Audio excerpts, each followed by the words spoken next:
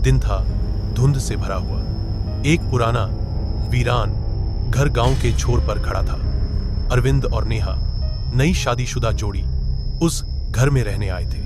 यह कहानी एक छोटे से गांव की है जहां के लोग रात के अंधेरे में अक्सर डर के साए में जीते थे। गांव के एक छोर पर एक पुराना वीरान और खंडहर जैसा घर खड़ा था जो लंबे समय से किसी का भी ठिकाना नहीं बना था। यह घर कई सालों से वीरान पड़ा था और इसकी दीवारों में मानो पुरानी यादों की सिसकियां बसी हुई थी। लोग कहते थे कि इस घर के बारे में कोई नहीं जानता था, लेकिन हर किसी की जुबान पर एक ही कहानी थी। यह घर कभी भी किसी को अच्छा नहीं रहा। और फिर एक दिन अरविंद और नेहा, जो अभी अभी शादी के बंधन में बंधे थे, इस घर में रहने आ गए। अरविंद और नेहा की शादी बड़े धूमधाम से हुई थी।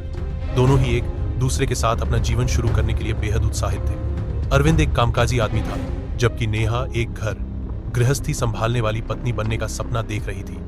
उनका जीवन नए घर में शुरू होने वाला था और उन्होंने फैसला किया था कि वे इस पुराने गांव में शांति से रहने के लिए आकर एक नई शुरुआत करेंगे। घर बहुत बड़ा था, लेकिन उसमें कुछ ऐसा था जो उन्हें अंदर आते ही थोड़ा अजीब सा महसूस हुआ। यह घर कितना अच्छा है ना, नेहा ने मुस्कुराते हुए कहा, जबकि अरविंद ने घर के चारों ओर नजर दौड़ाई। लेकिन उसे एक अजीब सी चुप्पी और हवा का एक ठंडा झोंका महसूस हुआ। उसने इसे अनदेखा किया और सोचा कि यह सिर्फ उसकी इमेजिनेशन हो सकती है।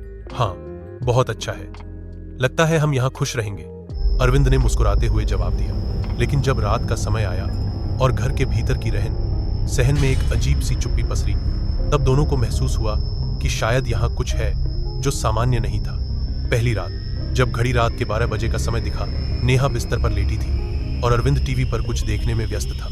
अचानक नेहा ने कुछ सुना। वह आवाज इतनी अजीब थी कि उसने पल भर के लिए समझने की कोशिश की कि यह क्या था। यह एक दरवाजे की खटखटाहट थी और फिर उसके बाद एक हल्की सी आवाज आई, जैसे किसी के घसीटने की। अरविंद, तुमने कुछ सुना? नेहा ने सहमी हुई आवाज में पूछा। अरविंद ने चश्मा उतारते हुए कहा, नहीं, तुम बहुत थकी हुई हो, सो जाओ।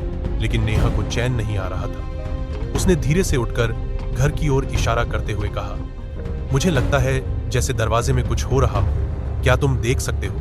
अरविंद ने झुंझलाते हुए उठने की कोशिश की, लेकिन तभी उसने महसूस किया कि दरवाजे के पास एक हल्की सी सरसराहट हो रही थी, जैसे कोई अंदर से बाहर जाने की कोशिश कर रहा हो। अभी देखता हूं, अरविंद ने कहा, और वह धीमे कदमों से कमरे की ओर बढ़ा। जैसे ही उसने दरवाजा खोला, अंदर की अंधेरे में एक खौफनाक दृश्य था। वह देखता ही रह गया। कमरे के बीचों बीच एक कंकाल पड़ा हुआ था। उसकी हड्डियां बुरी तरह से सड़ चुकी थी और उसकी आंखों में जैसे कोई अजीब सी गहरी घनी स्याही छाई हुई थी। अरविंद ने तेजी से दरवाजा बंद किया और नेहा के पास भागते हुए कहा, यह क्या था? नेहा कांपते हुए खड़ी हो गई और दोनों ने तय किया कि वे अब यहां नहीं रुकेंगे। लेकिन जैसे ही अरविंद ने फिर से दरवाजा खोला, वह दृश्य गायब हो चुका था। दोनों चुपचाप अपने बिस्तरों में समाने की कोशिश करने लगे, लेकिन कमरे का माहौल अब पहले जैसा नहीं था। दूसरे दिन अरविंद और नेहा ने कमरे की सफाई करने का सोचा। जब नेहा ने कंकाल वाले कमरे के बीच में रखे हुए बक्से को खोला, तो उसमें एक पुराना खत मिला।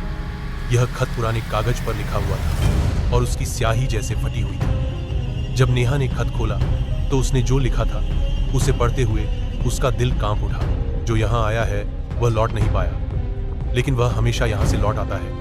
यह पढ़कर नेहा का चेहरा सफेद पड़ गया और उसने कागज को अरविंद को दिखाया। अरविंद ने भी इस खत को पढ़ा और एक गहरी सांस ली। यह क्या हो रहा था, वे दोनों समझ नहीं पाए, लेकिन उन्होंने महसूस किया कि शायद अब समय आ गया था इस रहस्य को सुलझाने का। अब घर में अजीब घटनाएं होने लगी। रात के समय दरवाजे अपने आप खुलने और बंद होने लगे। खिड़कियों में सर्द हवाएं झरने लगी। कभी कभी जब दोनों सोने की कोशिश करते, तो उन्हें कमरे में कुछ हल्की सी छायाएं दिखाई दी। क्या यह सिर्फ हम दोनों की इमेजिनेशन है? नेहा ने डरते हुए पूछा। नहीं, अरविंद ने गंभीरता से कहा, यह सिर्फ इमेजिनेशन नहीं है, कुछ है। एक रात जब वे दोनों बिस्तर पर लेटे हुए थे, अचानक से उनके कमरे का दरवाजा अपने आप खुल गया। एक हल्की सी ठंडी हवा कमरे में आई और फिर दरवाजा बंद हो गया। वे दोनों एक दूसरे को घबराहट से देखने लगे। यह क्या है? नेहा ने कांपते हुए पूछा। अरविंद ने अपना हाथ उसके कंधे पर रखा और धीरे से कहा, कुछ तो है जो हमें समझने की कोशिश करनी चाहिए। रात के समय जब दोनों भागने का निर्णय ले रहे थे, तो उन्हें एक और खौफनाक चीज का सामना करना पड़ा। कमरे के दरवाजे पर उनके ही नाम लिखे हुए थे। यह नाम इतने साफ थे कि मानो किसी ने उन्हें ताजे खून से लिखा हो। यह क्या हो रहा है? नेहा ने डरते हुए पूछा। अरविंद का दिल तेजी से धड़कने लगा। वह घबराते हुए कमरे से बाहर भागने की कोशिश करने लगा, लेकिन जैसे ही वे दरवाजे तक पहुंचे, दरवाजा खुद से बंद हो गया। उन्हें बाहर जाने का कोई रास्ता नहीं मिल रहा था। अब दोनों की हिम्मत जवाब देने लगी थी। वे दोनों चुपचाप खड़े रहे और फिर अचानक एक आवाज आई, तुम दोनों यहाँ कभी नहीं जा सकोगे। यह आवाज इतनी कटी हुई और भूतिया थी कि दोनों का दिल सहम गया।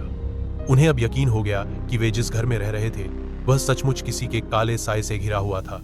साथ ही जैसे ही दोनों ने कमरे से बाहर जाने की कोशिश की, अचानक कमरे का अंधेरा और भी गहरा हो गया। दरवाजा फिर से खुला, लेकिन अब दोनों के सामने एक बुरी डरावनी छाया खड़ी थी। यह वही छाया थी जिसे वे कई बार देख चुके थे। अब इसे और देखना असंभव था। नेहा और अरविंद ने एक दूसरे को पकड़ लिया और भागने का प्रयास किया, लेकिन इस बार वे इस घर से बाहर नहीं निकल पाए। अंत में किसी ने कभी उन दोनों को नहीं देखा और न ही कोई उन्हें खोजने के लिए वापस लौटा। कहा जाता है कि वे अब उस घर का हिस्सा बन गए थे और उनके नाम भी उस घर के दरवाजे पर हमेशा के लिए लिखे गए थे।